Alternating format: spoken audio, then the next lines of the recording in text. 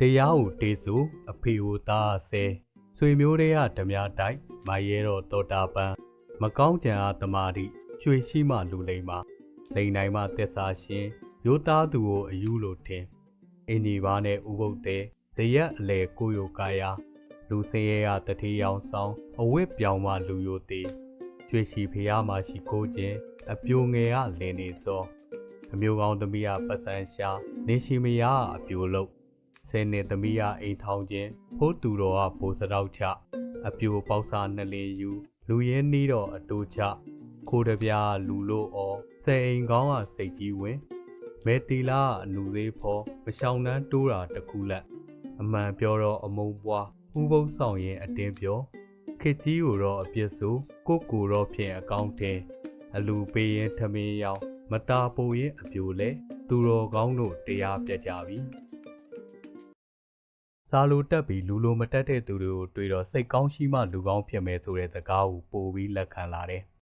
အသက်တွေသာကြီးပြီးစိတ်သဘောထားမကြီးနိုင်တဲ့လူတွေကိုတွေ့တော့အသက်ကြီးလို့သာလူကြီးလို့ခေါ်ပြီးအတိမရှိရင်အလကားပဲဆိုတာမြင်လာတယ်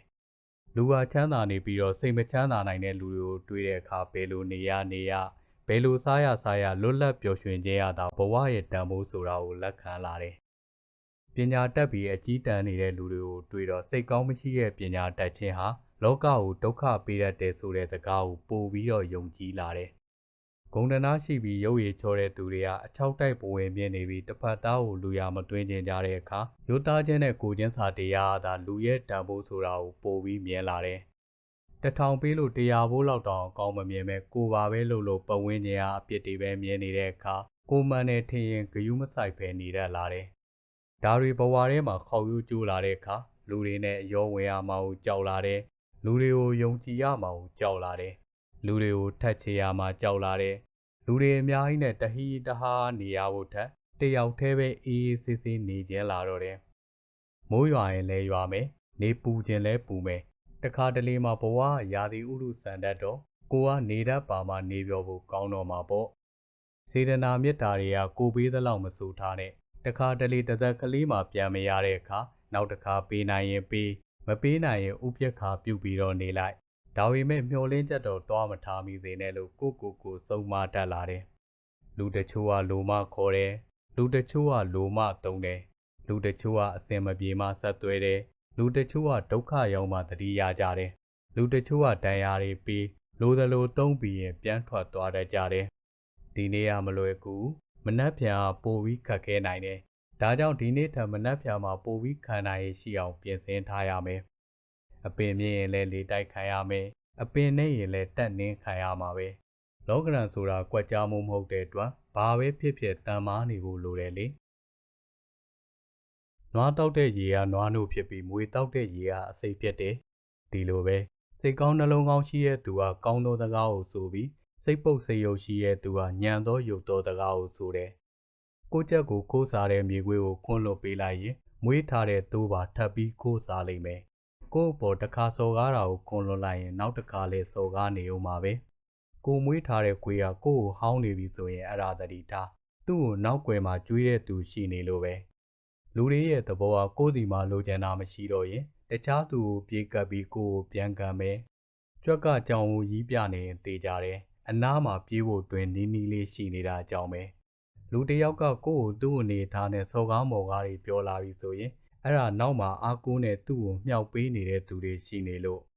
မြောက်တကောင်ကိုသွားပြီးပြားရည်ကငှက်ပြောသည့်တဲ့ကြိုးပါတယ်သွားပြောလို့မရဘူးအမှန်တရားကိုနားမလဲတဲ့သူကိုလည်းဘလောက်ရှင်းပြလို့မရဘူးသူတို့ကသူတို့ကြားကျင်တာပဲရွေးပြီးကြားတတ်တယ်တိတ်လာတဲ့နေစီပန်းကိုအပြစ်ရှာမရတော့သူ့မှာစူးတွေကြောင်းဆိုပြီးပြောကြပြန်တယ်လူတယောက်ကိုခေါင်းအစချေဆုံးရှိပြီးအပြစ်ရှာလို့မရရင်အယောင်ကြီးနဲ့မလိုက်ဘူးခေါင်းကဆပင်ပုံစံကဘာညာဆိုပြီးအပြစ်မရှိအပြစ်ရှာပလိန်ကြလိမ့်မယ်လူတိုင်းမှာသူ့အစွမ်းစားနဲ့သူရှိနေတာပဲငါးတကောင်ကိုသွားပြီးတစ်ပင်ပေါ်တင်လိုက်မယ်ကွာအဲ့ဒီငါဘာလုံးနိုင်မှလဲဆိုပြီးတွေးနေရင်အဖြေကတော့ငါကတစ်ပင်မဟုတ်ဘာသွားလို့ရမှာလဲကိုတုံးအားတဲ့အကြောင်းကိုပဲလူသိသွားတာဖတ်တင်တော့မှာပေါ့ကိစ္စတစ်ခုကအရန်လွယ်နေပြီဆိုရင်တတိထားအဲ့ဒါဂုံစင်းကြီးလည်းဖြစ်နေနိုင်တယ်လေပေးနိုင်ကျွေးနိုင်လို့ပေါင်းတဲ့သူပေါ်လာတဲ့ခေတ်ကြီးထဲမှာအရာရာကိုတတိနဲ့စင်ချင်းဘယ်သူ့ကိုမှလွယ်မယုံနဲ့တ တစ်ပင်တစ်ပင်ရဲ့အမြင့်တရားမြေစီမြေလွားရဲ့အောက်အဝေးကြီးထိတွဲနေတာဆိုရင်ဘလောက်လေကြမ်းကြမ်းကြောက်စရာမလိုဘူးဒီလိုပဲကိုယ့်ဘက်ကအခြေခိုင်းနေရင်ကိုယ့်ကိုဘလောက်ပဲစော်ကားကိုယ့်ကိုဘလောက်ပဲမဟုတ်မမှန်တာတွေပြောနေပါစေကိုယ်စတိုင်နဲ့ကိုလန်းကိုတီတီငိမ့်ငိမ့်နဲ့ရှောက်ဖို့ဟာကိုယ့်ရဲ့တာဝန်ပဲလေဟောင်းနေတဲ့ခွေးတွေကိုခဲနဲ့လိုက်ပြစ်မနေနဲ့အောင်မြင်ဖို့ဆိုတာမှန်ကန်တဲ့အလေးအကျင့်တွေမှန်ကန်တဲ့စိတ်နေစိတ်ထားတွေနဲ့မှန်ကန်တဲ့နီးလန်းတွေကိုတုံးချတတ်ဖို့ဟာအရေးအကြီးဆုံးပဲကွအစာနဲ့ခိုင်းဝမ်းကိုနိုင်ဝင်နိုင်မစားနဲ့စင်ကျင်တွေးတောသူသဘောပြောတိုင်းမယုံနဲ့မိတ်ဆွေတို့မှာဖြောင့်မှန်သွားသစ္စာမဖောက်နဲ့မလေးမစားသူတစ်ပါးလှည့်ပြားမလိမ့်နဲ့မိတ်ဆွေဖော်တင်လူချစ်ချင်းတည်င်းမပြတ်နဲ့အမားမလိုက်အမှန်ကြိုက်ဇယိုက်ကောင်းအောင်ကျင်ရမယ်မိကောင်းဆရာဆုံးမကစိတ်မှာဆွဲမှတ်နာရမယ်မပြုတ်ခင်အားစဉ်းစားကြကိစ္စအသွေးအမားကိုပြစ်အမှန်ချစ်စင်စစ်ချမ်းသာပွဲအမားကိုချစ်အမှန်ပြစ်စင်စစ်ဆင်းရဲမယ်ကိုပိုင်တဲ့ရွှေကိုအပေါင်ထားရဲ့နောက်2ချက်ခွဲ3ချက်လောက်အတိုးပေးနေရတဲ့ခေတ်ကြီးထဲမှာအတိုးတစ်ပြားမှမယူပဲငွေချေးပေးတယ်ဆိုတာမင်းကိုအမှန်တကယ်ခင်မင်လို့ယုံကြည်လို့ဆိုတာကိုမမေ့ပါနဲ့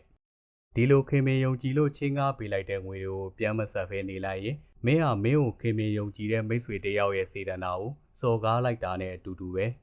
ဒါကြောင့်ပြန်ရှာရင်ရနိုင်တဲ့ငွေအတွက်ပြန်ရှာဖို့မလွယ်တဲ့မိတ်ဆွေကောင်းတယောက်ကိုဘယ်တော့မှအဆုံးရှုံးမခံနဲ့လောကမှာလူမသေးသေး၍ငွေမရှာဘူးဒီလိုမဟုတ်ပဲလူအားမသေးသေးပဲနာမည်ကအရင်သေးနေပြီဆိုရင်တော့အဲ့ဒီလူတစ်သက်လုံးလူရဝင်တော့မှမဟုတ်တာသိကြတယ်ဒါကြောင့်သူတစ်ပါးစီကငွေချေးပြီးရင်ပြန်ဆက်ဖို့ကြိုးစားအစင်မပြေသေးလို့ပြန်မဆက်နိုင်သေးရင်ပုံပွင့်လင်းလင်းပြောပြီးတောင်းပန်သူတစ်ပါးစီကငွေချေးထားပြီးစာမလာသတင်းမကြားနဲ့အဆက်အသွယ်ဖြတ်သွားတာမျိုးဘယ်တော့မှမလုပ်မိသေးနဲ့ဘာမှမရှိတဲ့အချိန်မျိုးမှာဘယ်ဟာမိသားစုဆိုတာကိုသိရတယ်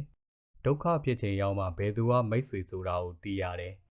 ပတ်စံချေးတုံရတဲ့အချိန်ကြာမှဘယ်သူကလက်တွေ့ကူညီတယ်ဆိုတာကိုသိရတယ်အကြံအတဲဖြစ်ဆုံးအချိန်မှာဘယ်သူကလက်တွဲခေါ်တယ်ဆိုတာကိုသိရတယ်နောက်ဆုံးမင်းခက်ခဲရုန်းကန်နေရတဲ့အချိန်ပတ်စံမရှိတဲ့အချိန်တွေရောက်မှလက်တွဲပေါ်ဆိုတဲ့အဓိပ္ပာယ်ကိုသိရလိမ့်မယ်